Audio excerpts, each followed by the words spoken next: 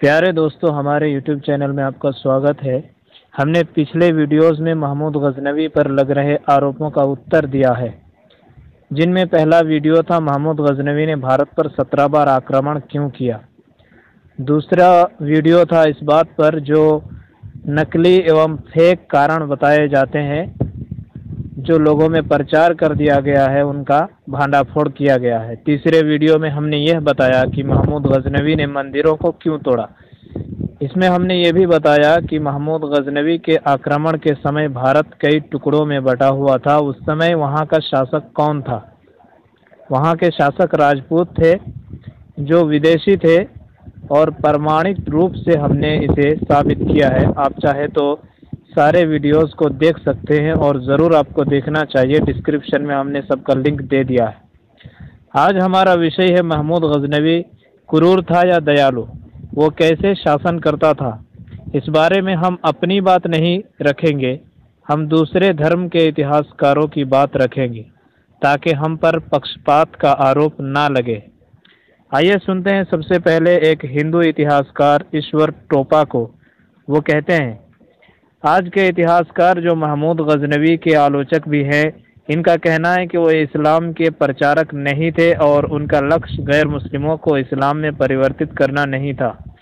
वो एक समय तक गुजरात में रहे, लाहौर में भी रहे। उन्होंने किसी भी गैर मुस्लिम को इस्लाम में परिवर्तित करने का प्रयास नहीं किया। उनकी धार्मिक नीति में सहिष्णुता थी। उन्होंने किसी को अपने धर्म को छोड़ने के लिए मजबूर नहीं किया। अपने व्यक्तिगत विवेक के आधार पर किसी भी व्यक्ति को मौत की सज़ा नहीं दी। उन्होंने लड़ाई के दौरान या घेराबंदी के दौरान हिंदुओं को मारा, लेकिन किसी अन्य अवसर पर हिंदुओं की हत्या का कोई उल्लेख नहीं मिलता है। ये पाया जाता है कि उनके शासन के दौरान हिंदुओं को पूरी धार्मिक स्वतंत्रता थी। उन्होंने न केवल प्रशासनिक मामलों के लिए हिंदुओं को नियुक्त किया, बल्कि उन्हें सेना में भी बहाल किया।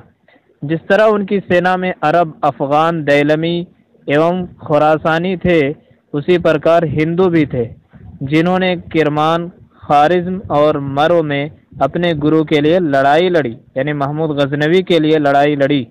गजनवी के सैन्य अभियानों में हिंदू प्रमुखों में तिलक, सुबोध राय और हज राय जैसे नाम प्रमुख हैं। उनके राज्यकाल में, महमूद गजनवी के राज्यकाल में, इन सब को उच्च पदों में रखा गया। ये बड़े विश्वसनीय सरदार माने जाते थे और इनकी निष्ठा का उदाहरण दिया जाता था। Politics in pre Mughal times, page number 45 से 46। एक और प्रसिद्ध इतिहासकार सीवी वैद्य कहते हैं, महमूद एक प्रतापी राजा थे। उन्होंने अपनी शक्ति से एक छोटे से पर्वतीय क्षेत्र को एक विशाल और समृद्ध साम्राज्य के रूप में बदल दिया। ये कोई छोटी उपलब्धि नहीं थी। मुझे लगता है कि महमूद उनमें से है जो कुदरत की ओर से एक लंबी अवधि के बाद कभी कभी पैदा हुआ करते हैं, जिनमें असाधारण गुण और अद्वितीय क्षमताएं होती हैं, जो एक इंसान के रूप में दुनिया के इतिहास और राष्ट्रों की नियति को बदल देते हैं। महमूद गजनवी के भीतर सख्त अनुशासन और उच्च चरित्र था। हमलों में ऐसे उदाहरण हैं कि शहर को लूट लिया गया, मंदिरों को नष्ट कर दिया गया, सिपाही खून से लथपथ हो गए, कैदियों को गुलाम बना लिया गया, लेकिन महिलाओं के बलात्कार या हत्या का कोई उदाहरण नहीं है, इसलिए कि वे न्यायप्रिय थे।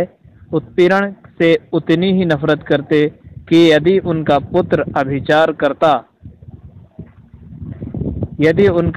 व्यभिचार करता तो वो उसे मारने के लिए तैयार हो जाते।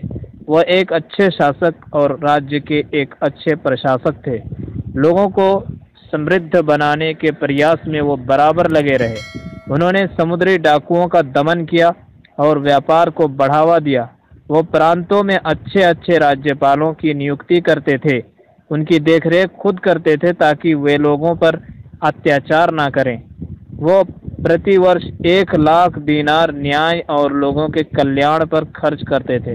ये सभी बातें इस बात का प्रमाण हैं कि उन्होंने शहरों और प्रांतों में लोगों के कल्याण के लिए उन सभी कर्तव्यों का पालन किया जो एक शासक को करना चाहिए। हिस्ट्री ऑफ मिडिवल इंडिया, खंड 3। अंतिम में हम आपको ईश्वरी प्रसाद का कथन सुनाते हैं। महमूद ने इतिहास में जो जगह बनाई है उसे निर्धारित करना मुश्किल नहीं है। अपने समय के मुसलमानों की नज़र में वो एक विजेता और इस्लाम धर्म के अनुयायी थे जो मूर्ति पूजा और अधर्म को मिटाना चाहते थे, जबकि हिंदुओं की नज़र में वो एक निर्दयी और क्रूर लुटेरे थे जिसने उनके धार्मिक स्थलों को नष्ट करके उनकी धार्मिक भावनाओं को आहत किया था। लेकिन एक गैर पक्षपाती शोधकर्ता और इतिहासकार उस समय की स्थिति को देखते हुए एक अलग निर्णय लेने के लिए मजबूर होगा।